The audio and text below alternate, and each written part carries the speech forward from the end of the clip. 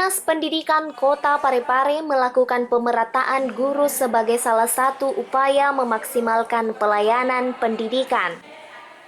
Kepala Dinas Pendidikan Kota Parepare Anwar Saad mengatakan, salah satu kelemahan pendidikan di Kota Parepare dikarenakan penempatan guru pada setiap sekolah tidak merata.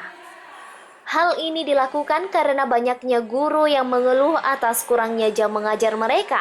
Sementara mereka diharuskan minimal 24 jam mengajar dalam seminggu agar bisa mendapatkan sertifikasi.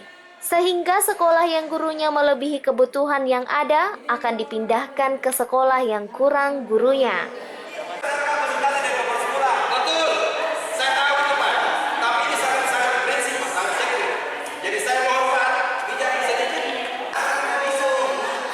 Anwar juga menegaskan bahwa selama ini mereka kurang memperhatikan keseimbangan dan sejak awal banyak sekolah yang gurunya 2 orang untuk 1 mata pelajaran. Untuk pelaksanaan pemindahannya akan secepatnya dilakukan dan saat ini Dinas Pendidikan tengah memanggil seluruh pengawas dan UPTD untuk meminta data dan sekaligus mempresentasikan sekolah yang gurunya lebih dan sekolah yang masih membutuhkan guru agar pemerataan nantinya betul-betul tepat sasaran.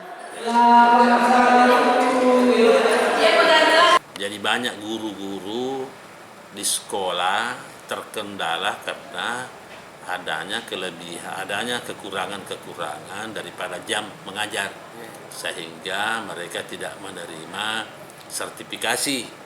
Nah, di pihak lain ada juga sekolah-sekolah yang berlebih, sehingga kita melakukan pemerataan.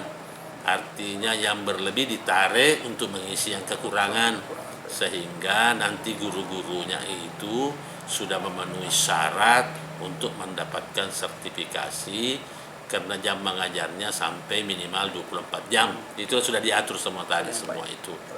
Nah, sekarang ini karena kebutuhan bahwa di sisi lain ada sekolah yang kurang, itulah yang berlebih ditarik untuk mengisi yang kurang. Begitu. Erwin Eka Pratama, Pare TV mengabarkan.